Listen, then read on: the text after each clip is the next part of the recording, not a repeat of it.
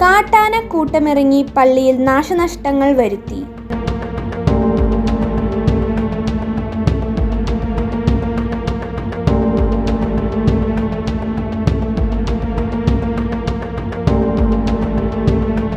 പെരിങ്ങൽകുത്ത് പുളിയിലപ്പാറ ക്രിസ്തുരാജ പള്ളിയിലാണ് കഴിഞ്ഞ ദിവസം രാത്രി ആനക്കൂട്ടം ഇറങ്ങിയത്.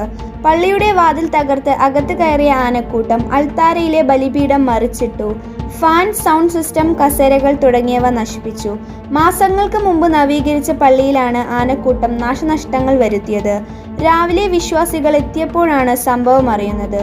സ്ഥിരമായി ആന ഇറങ്ങുന്ന സ്ഥലം കൂടിയാണ്.